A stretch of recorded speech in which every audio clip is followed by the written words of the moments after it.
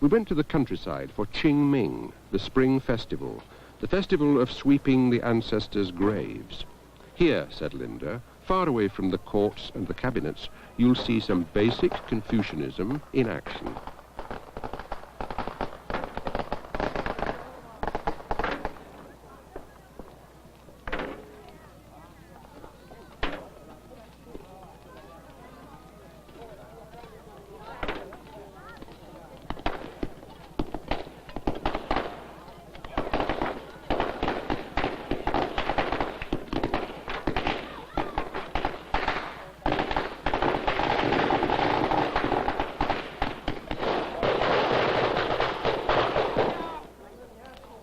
It seems the Confucian remedy for the ills of society was to alert the human family, the whole of it, to its obligations, subject to ruler, son to father, living family to dead ancestors.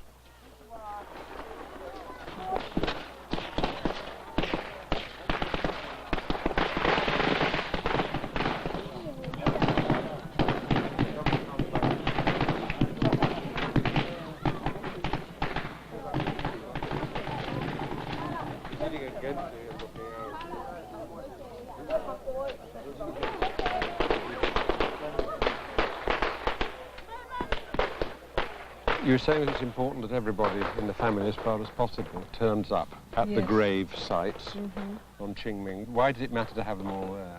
Because it's sort of a renewal of their kinship with the dead. So that it's the living renewing their kinship with the past. I see. So that the line succeeds down through time.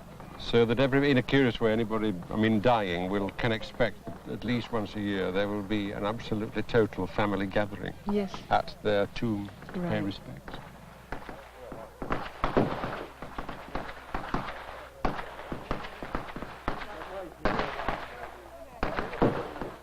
It doesn't seem to me to be a depressing affair. There's quite a lot of fireworks in fact, and merriment. it's a very cheerful thing. Does it have any other significance than merely remembering the dead? Well, it's the renewal of life, because Qingming itself is held, 106 days after the winter solstice.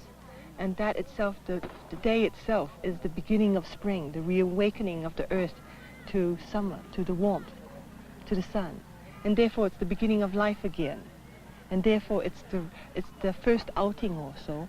And when you're thinking of living, when you're thinking of new life and everything, you also think of death also. And so you remember your dead. Is this connected with the feeling that at the height of yin, you yang is born. Right. You think of yang. Right. So at the height of maybe a death, you think of a renewal. Or when at the height of life, you think of death. You remember your dead. Right. And then yes, I get you. And presumably in the dead of winter, there's a feeling that if the dead of winter is yin, like a sort of death, at that moment the germination is happening, which will then become the yang of summer. Right. So that the Chinese always worry about the ills of winter on the summer solstice, at the height of summer. But they also rejoice of the rebirth of things at the winter solstice, which is the height of yin. Once obligations to the ancestors have been met, community celebration can take over.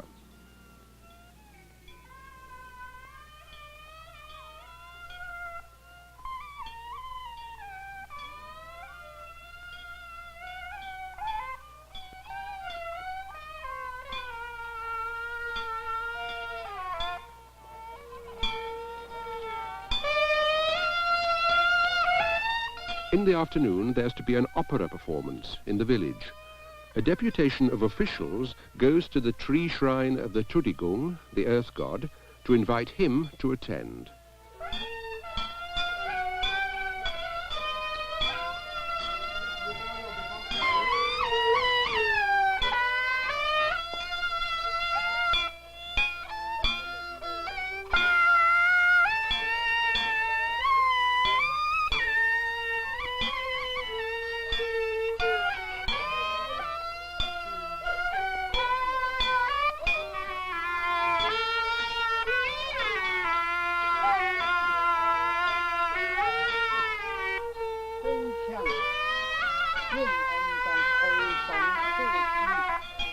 不可對兒童交聯。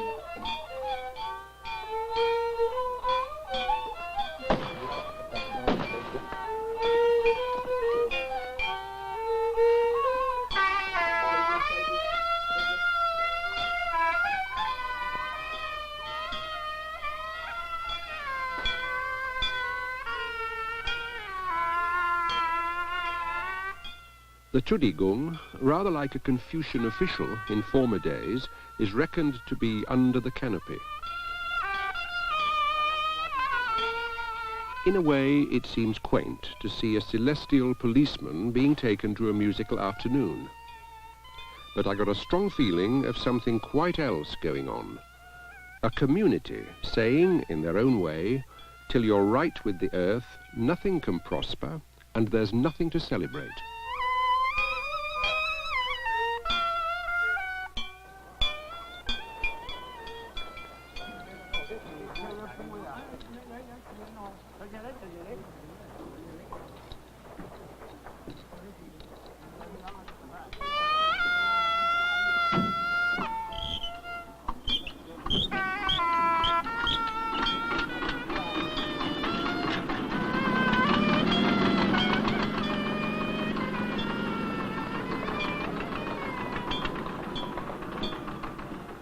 A mile up the road, they're constructing a motorway.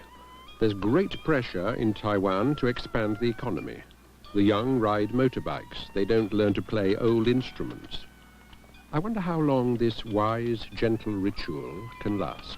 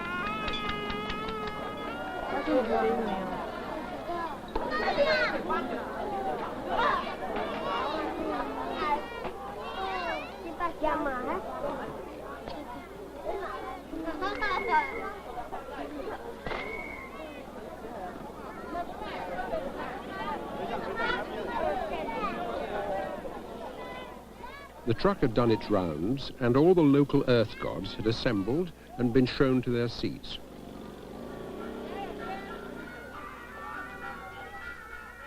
If you think of theatre-going and cinema-going as the endless pursuit of novelty, it will seem odd that each performance of traditional Chinese opera starts with the same sort of overture. The gods on stage salute the gods.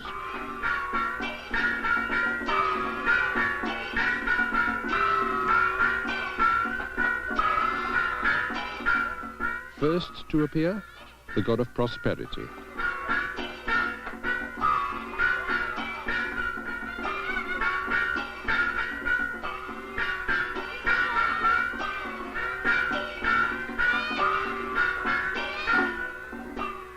Then the god of longevity.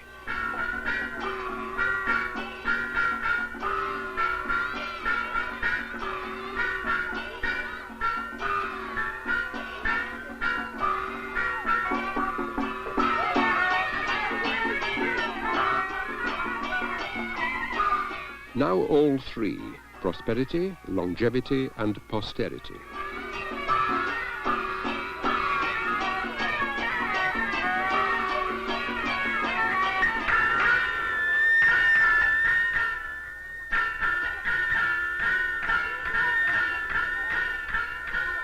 The dialogue which follows recalls how an earthly father and a heavenly mother had a child which here they offer to the community.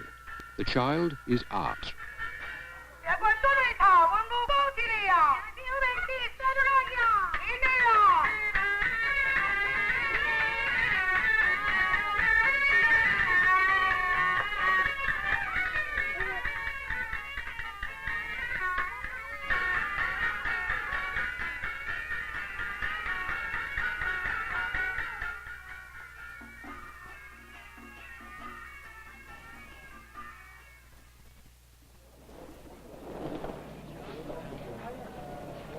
The search for Taoism was difficult from the start, as the word itself, Taoism, covers a number of things. The popular religion we've looked at is loosely labelled Taoist. There's Taoist philosophy, and then there's something like a Taoist church, an organisation with priests and a liturgy worshipping their own special trinity. This was a church Taoist funeral. Acolytes set up a heavenly mountain of embroidered altar cloths.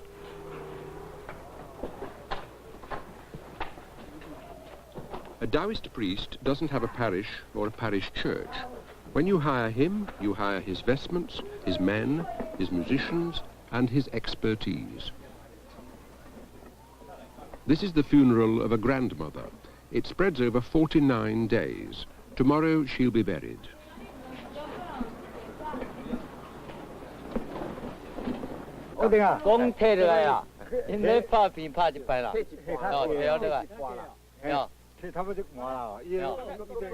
Because of the enormous expense of the funeral, over £20,000 in this case, the ritual has to do for 4 or 5 less eminent deaths in this extensive clan, and well over 100 people will need to chip in.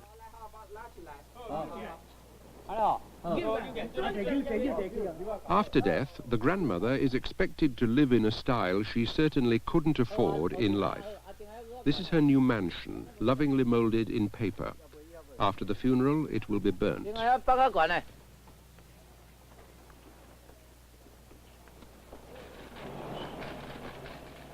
The ritual secrets a Taoist priest knows, he generally learns from his father, and he hands them on to his son.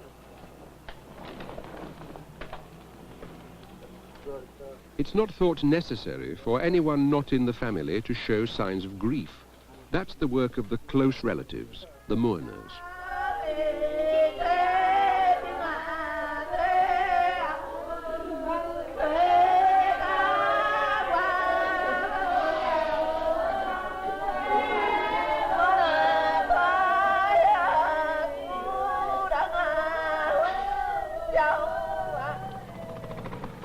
All the neighbours and everybody. Can anybody come? Yeah. And everybody who...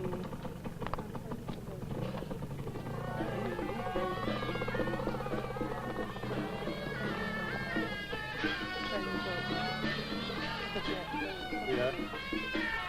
Have you got names on or Yes. These are all... The wreaths have arrived, but the crowds are expected tomorrow for the burial. Today's rituals are for the close family and, more especially, for the welfare of the dead. A death, they told me, creates disharmony. It's seen as a breach in nature, and the purpose of Taoist ritual is to heal that breach. All that I was going to see, they said, I should see in that light.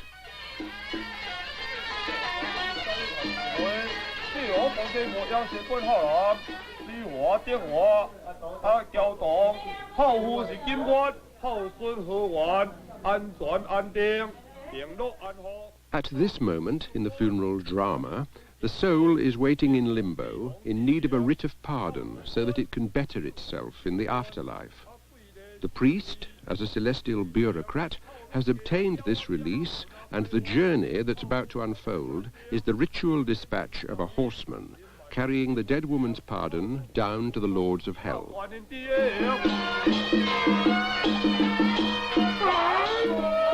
The cockerel stands for the forces of Yang, the life forces.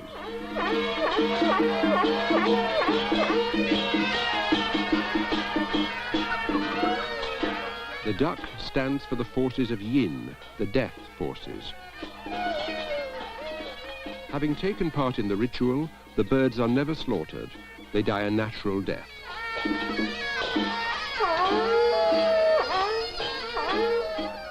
The cow horn is used to call up the spirits and drive out diseases.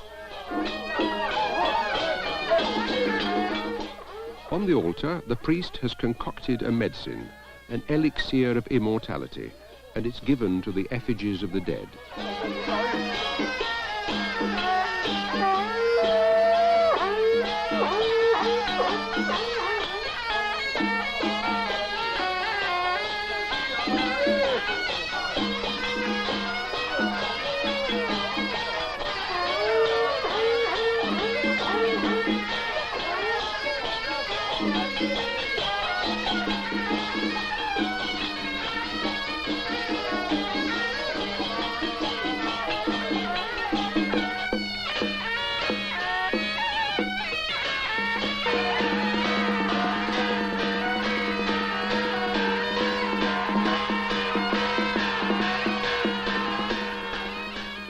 What's happening here is bound to excite anybody with an instinct for drama. By that I mean anybody who knows that simple props and simple action can tell enormous stories. The priest is the intermediary between the underworld and heaven, and his movements trace out cosmic journeys.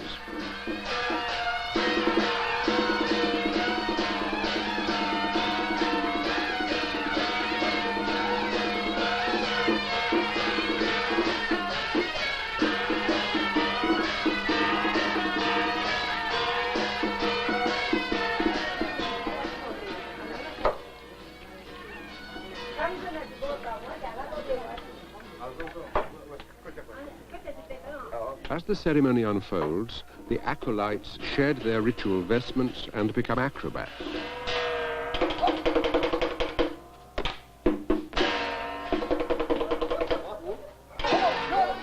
The priest masterminds the descent to hell. He distributes the pardon, the paper horse, the rider, the dragon, the phoenix, all the elements for an epic rescue.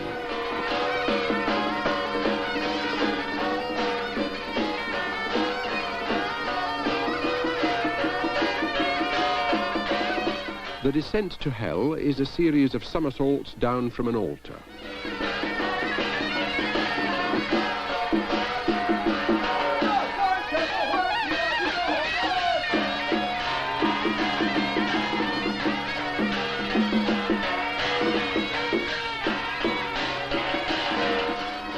At one stage earlier, the priest reminded me of a conjurer, then a dispensing chemist. Now he became a ringmaster.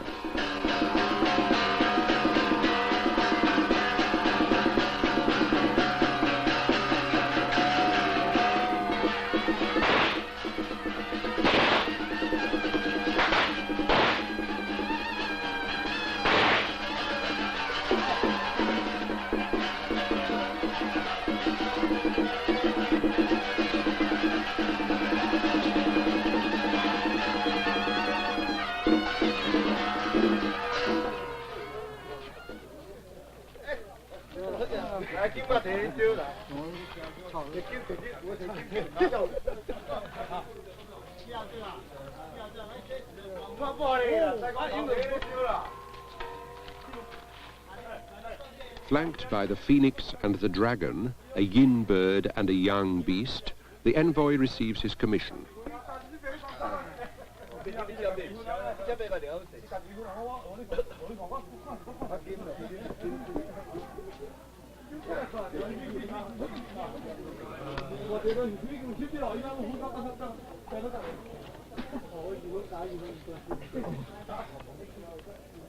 He'll need money for food, for lodging, for slipping to difficult doormen, and it's spread around his feet, a special sacrificial currency valid for this sort of journey.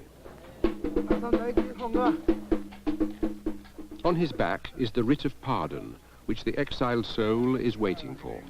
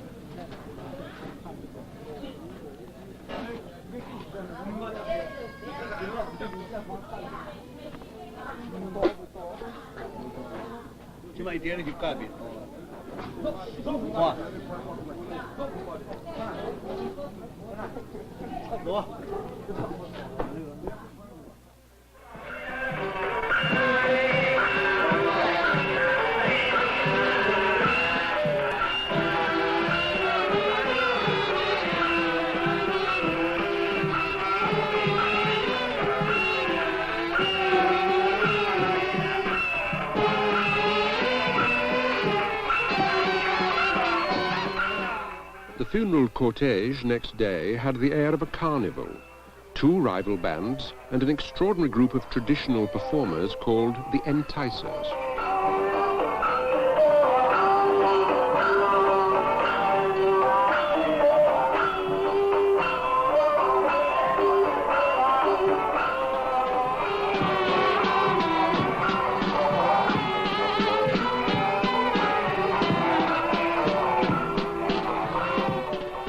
But beneath the decoration, there were some few essentials. The burial time had to be astrologically right. The burial place had to harmonize with the landscape. Or, in the language appropriate to these ancient sciences, dragons lie curled in the earth, and the buildings and graves of men should not bother them.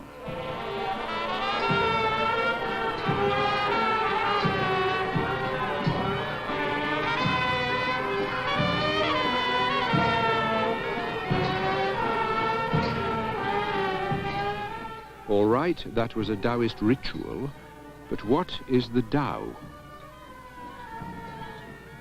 In Western spelling, it's T-A-O, though it's pronounced Tao. I've seen it translated as the order of nature, the mother of the universe, the inexhaustible, the origin, the way, or probably better, left as it is, the Tao. The first words of Lao Tzu's classic, Tao Te Ching, The Way and Its Power, go like this. The way that can be talked about is not the absolute way. Or, to try again, anything you can say about the Tao can't be the Tao. It's a mind trap. I got some desperately needed help about the Tao, which I somehow felt to be the source to which the search was leading, not from a sage up a mountain, but in the middle of Taipei. Early every morning in the park, people do Tai Chi exercises.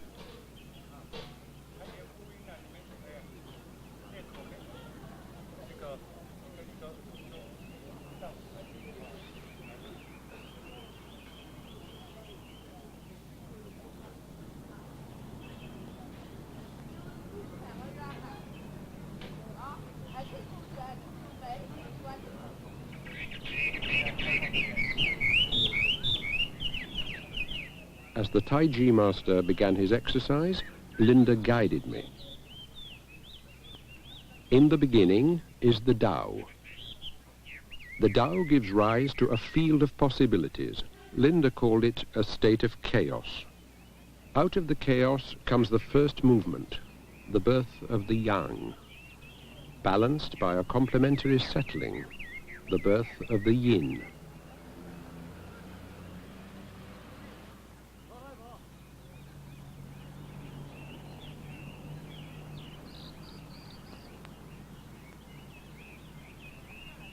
Everything in the universe is a balance of yin and yang and emanates from the Tao. A single human being can mirror and even enact the movement of the universe.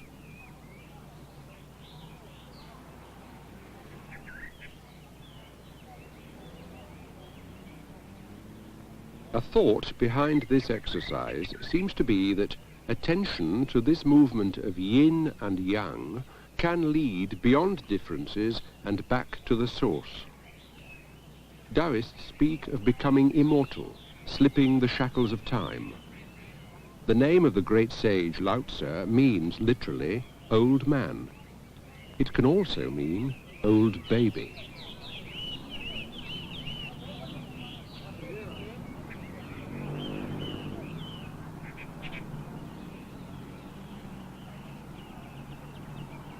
One of the hardest ideas I found to grasp is summed up in the words Wu Wei, actionless action. It doesn't mean idleness, making no effort, but something rather more like going with the grain of things, respecting their nature, respecting your own. It doesn't mean don't climb a mountain. It means if you want to climb a mountain, do so by all means, but do it the natural way. There are Taoist developments in the West. City dwellers take to the country. There's a new dignity in handicrafts, a respect for the grain in the wood, rocks on shelves instead of vases, a wish to work with the earth, but not to wound it. Sayings like, those who know don't speak, those who speak don't know, fall from the lips of people who have no idea that they're quoting the Taoist sage Lao Tzu. How could this have happened, since, as far as I know, Taoists have never sent out missionaries?